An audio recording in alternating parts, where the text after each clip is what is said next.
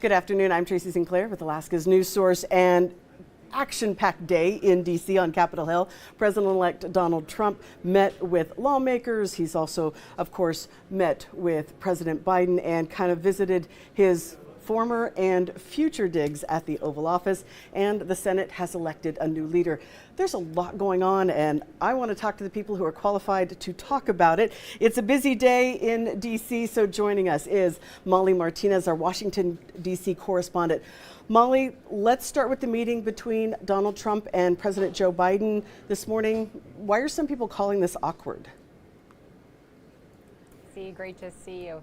So it is a long-standing American tradition that the outgoing president invites the incoming president to the Oval Office for this sort of informal meeting, and it really signifies that there will be a peaceful transfer of power. What's awkward about this meeting is that in 2020, when Donald Trump lost to Joe Biden, he did not extend this courtesy. So this is really Joe Biden giving an olive branch to Donald Trump, acknowledging that he won the election, congratulating him on winning the election, and ensuring that there would be a smooth transfer of power. The meeting seemed to have a lot of conviviality. The two shook hands. Donald Trump thanked Joe Biden for ensuring that peaceful transfer of power. These two are not known for being pals. The last time they met face-to-face was actually that debate debacle in which that ended up being the death knell for the Joe Biden re-election campaign. But today it seemed to be pretty smooth sailings. The two met for about 2 hours, Tracy. Well, and President Trump is starting to fill out his cabinet. What do we know so far about his inner circle? Tracy, we're getting whiplash over here because they are coming fast and frequent. All these new appointments and all these new nominations. In the last hours or so, we know that Donald Trump is nominating Congressman Matt Gaetz to be his top cop. So Matt Gaetz, he wants to be the Attorney General.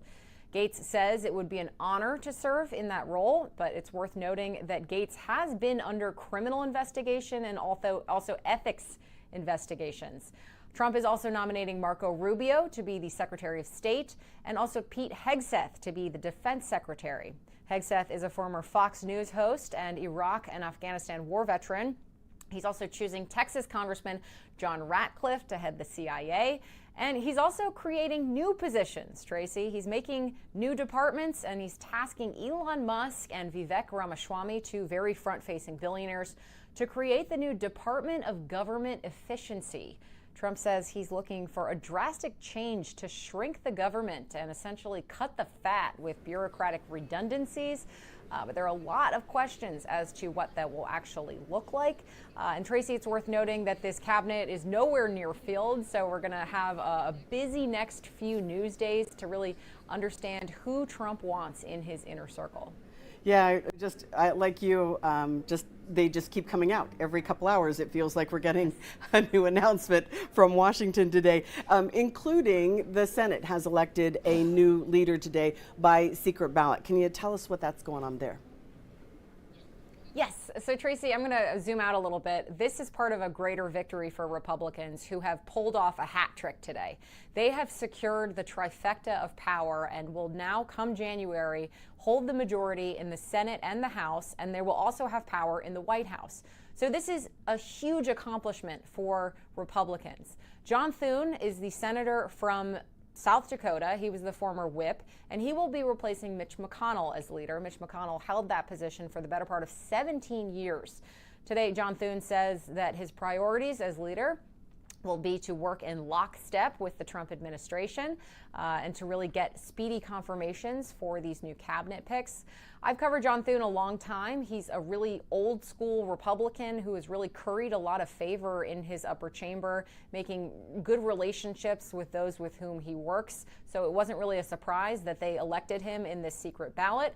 And we also know that Mike Johnson is going to be the next Speaker of the House as well. Mike Johnson retained power in the House of Representatives. And so both of these men will begin their tenure or their next tenure as leaders come January. Tracy. Well, thank you so much for giving us an update and helping to explain some of this, since it is kind of coming at us like a fire hose over today. And as you said, we expect this the next couple of days as well. Molly Martinez, it's our only Washington beginning, Tracy. No, I don't think my brain can handle all of the information coming in. But Molly Martinez, thank you so much for checking in with us today. And I'm going to let you go, and we are going to take a look at some of the results here in Alaska, because we are still in the process of counting a lot of our votes. And of course, on the 20th, we have to do ranked choice voting. So let's take a look at a couple of these races that we have been following pretty consistently. This one is interesting. This is from Eagle River, District L. Kelly Merrick is a Republican. She's the incumbent. During the primary, she was challenged by 3 other Republicans. Jared Gerker was the received the most votes in the primary. The other 2 Republican candidates dropped out. Lee Hammermeister is the lone Democrat in the race. As you can see right now, Kelly Merrick is continuing to hold a lead. She's got a little more than about 1,100 votes between her and Jared Gerker. It will all depend when we do ranked choice voting what happens with that. And it also, of course, we have 95.9% of the vote coming in. Taking a look at State House District 10, this Charles Kopp challenged Republican Craig Johnson as the incumbent. So again, this won't be a shift of parties. This will maybe be a shift of ideology. Charles Kopp was really focused on the defined benefits plan. The Senate passed a plan.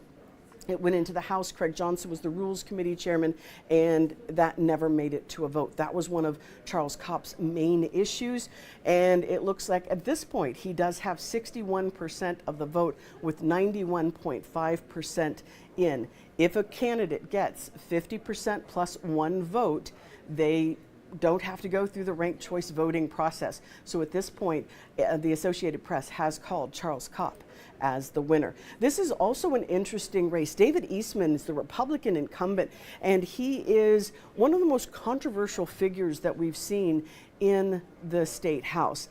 And at this point, he is trailing Jubilee Underwood by a little over 200 votes, and 50% to 47. And again, those numbers are rounded, so we are actually seeing slight differences there. But at this point, it does look like Jubilee Underwood is in the lead with an estimated 94.3% of the votes. Now, some other dates that we should keep in mind is that on the 15th, which is coming up in just a couple of days, on the 15th, that is the date that votes from inside the United States, absentee ballots, must be received.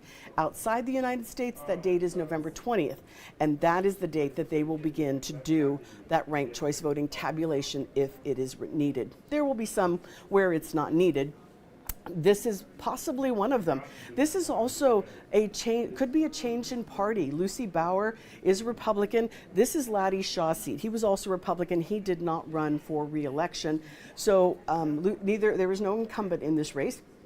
Lucy Bauer is at 46%. Kai Holland, who is running as a nonpartisan but had the support of the Democratic Party, he has got 53% with 93.1% of the votes in. Ted Eichscheid, this again could actually be a change in party. Republican incumbent Stanley Wright is trailing 47% to 52% against the Democrat Ted Eichscheid. So we'll continue to watch this one. Again, only about 200 votes separate them. We're looking at about 92.9% of the vote having already come in.